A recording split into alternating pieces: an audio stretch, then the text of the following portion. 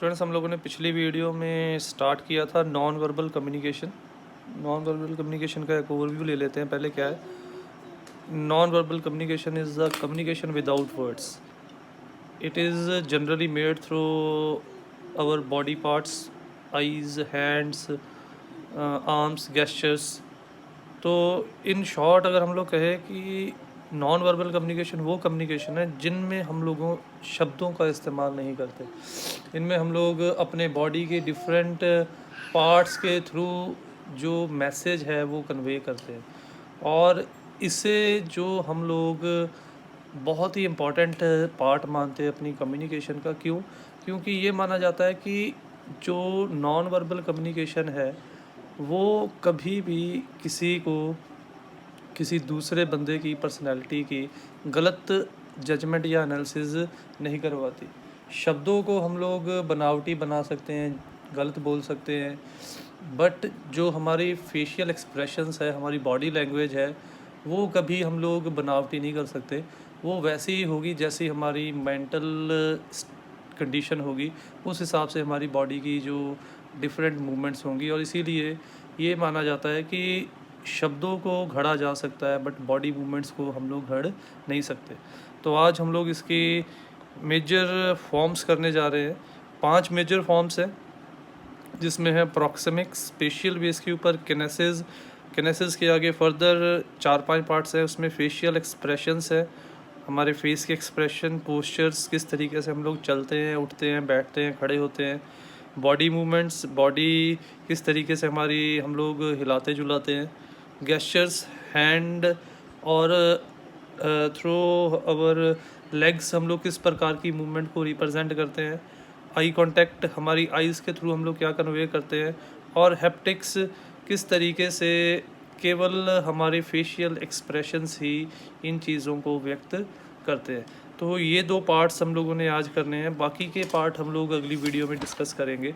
तो coming on to the very first part, वो है प्रॉक्सिमिक्स। प्रॉक्सिमिक्स होता है कि स्पेस के आधार पे कम्युनिकेशन को मेंटेन करना, फिज़िकल स्पेस के आधार के ऊपर ये जज कर लेना कि सामने वाले के साथ हमारे किस प्रकार के रिलेशन हैं। जैसे it is basically study of space. In proxemics we study how we use space to communicate message. The 4 kinds of distances have been observed by the scholar, कि किस तरीके से हम लोग स्पेस के ज़रिए क्लोजनेस या किसी के साथ हमारी कितनी अटैचमेंट है या कितनी डिटैचमेंट है उसको व्यक्त करते हैं।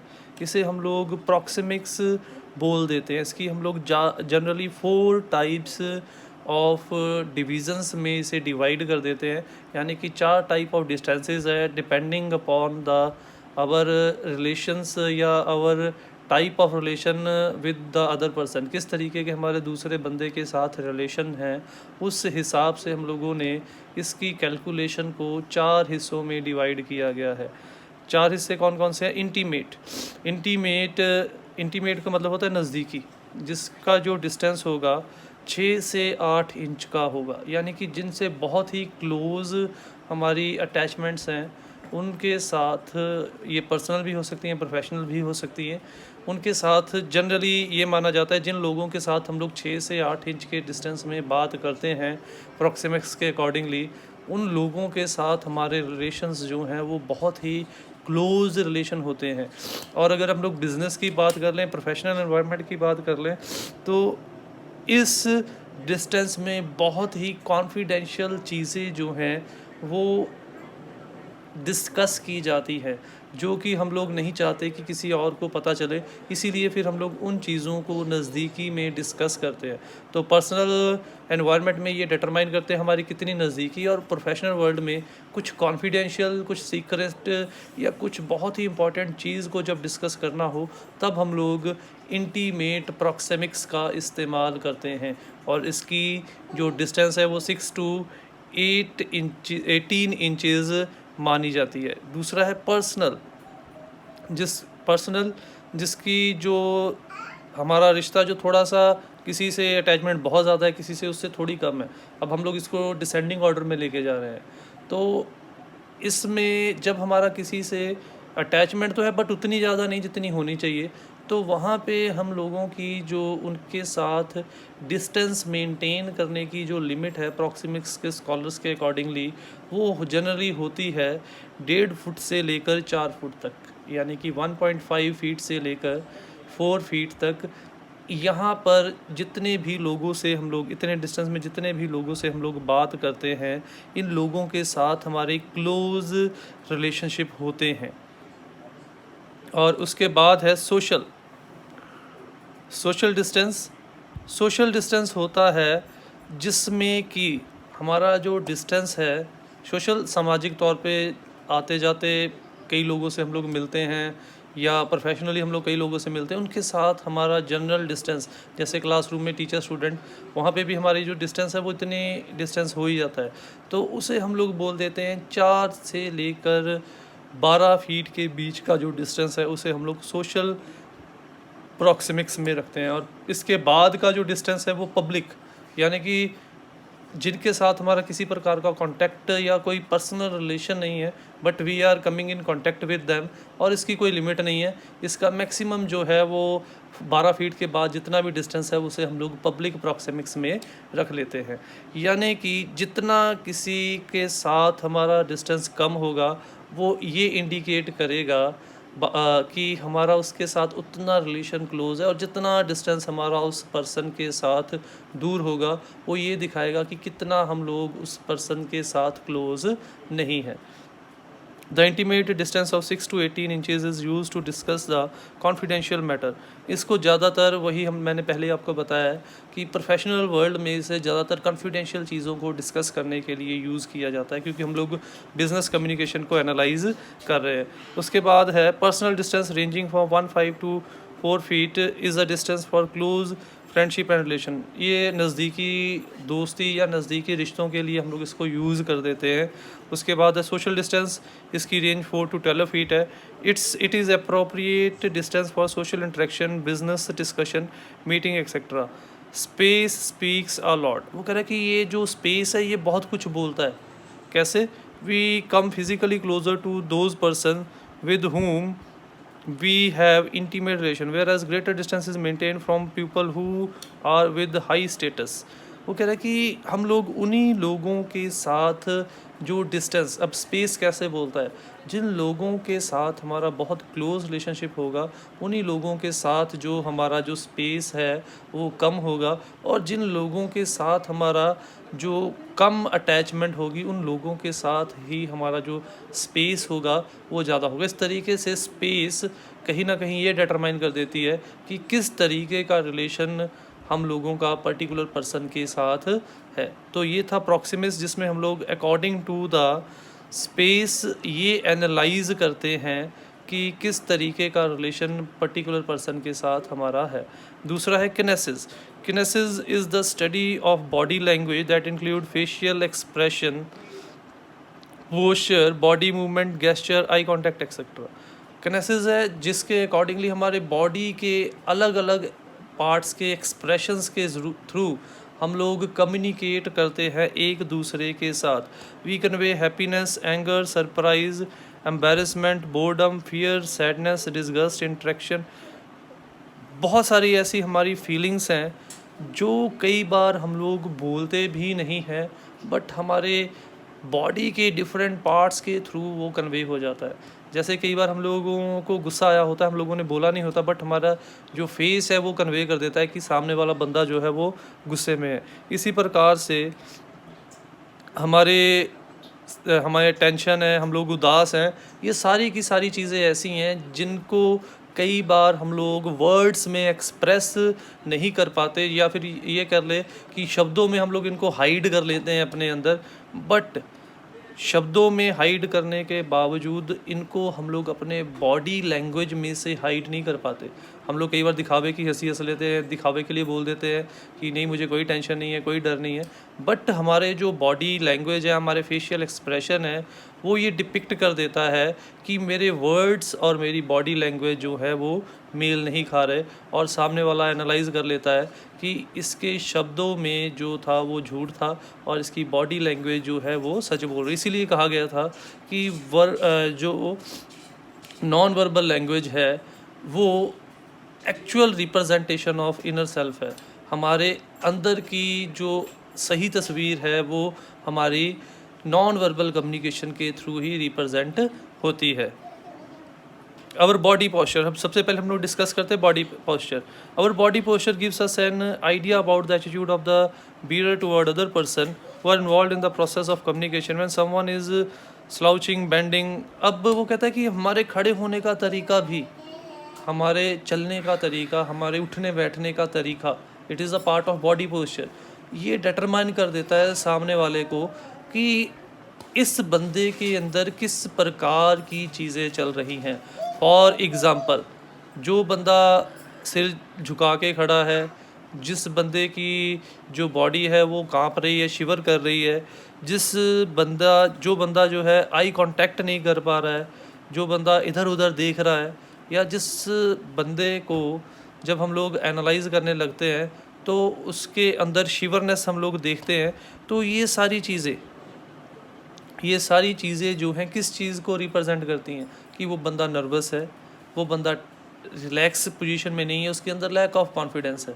इस प्रकार से हमारी बॉडी की पोजीशनिंग, हमारी बॉडी की मूवमेंट्स के अकॉर्डिंगली सामने वाले ये एनालाइज कर लेते हैं कि वेदर द पर्सन सिटिंग और standing before them is confident और नॉट।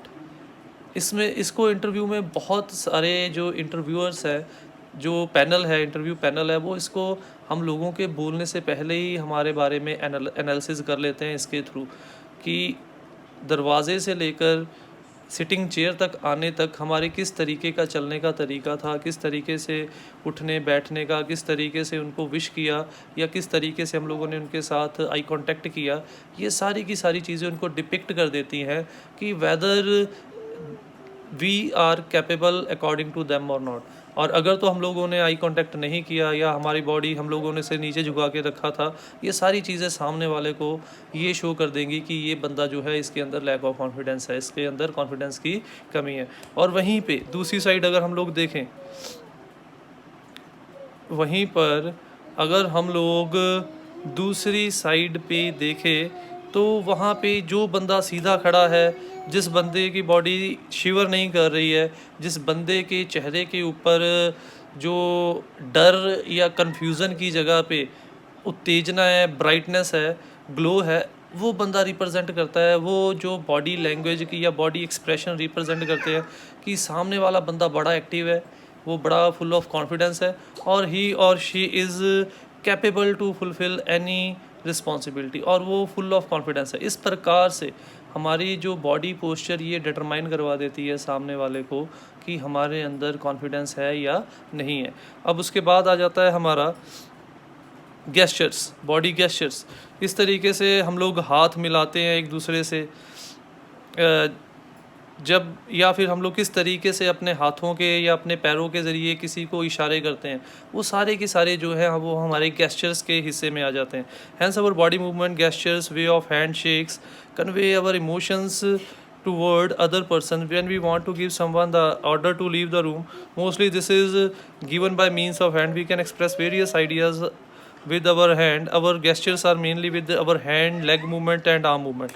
तो gesture तीन चीज़ों के साथ ज़्यादातर होते हैं, हैंड, आर्म और लेग। वो कह रहा है कि जैसे कई बार हम लोग शब्दों से नहीं कहते किसी को बाहर जाने के लिए, हाथ का इशारा कर देते हैं।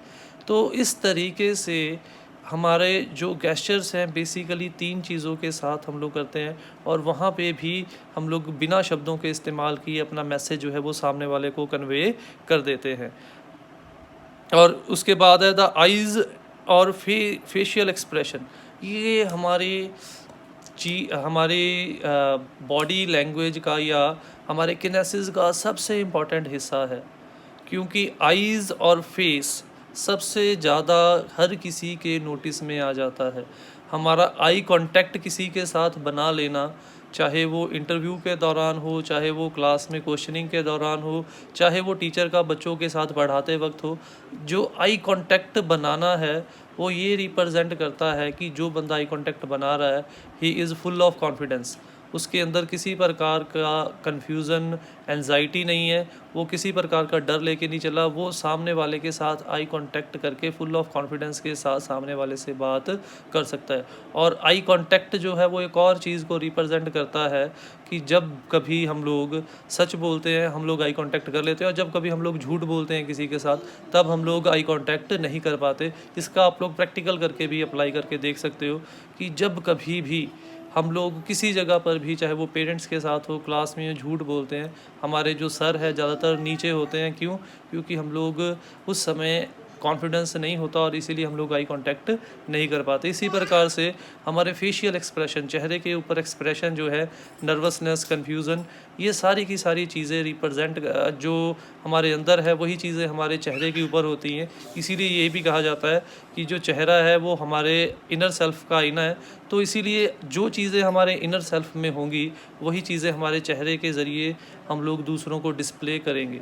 तो इसीलिए फेशियल एक्सप्रेशन भी, अगर मेरे अंदर कॉन्फिडेंस है, मेरे अंदर नॉलेज है, मेरे अंदर कंसेप्चुअल क्लैरिटी है, तो मेरा फेस उन्हीं चीज़ों को रिप्रेजेंट करेगा।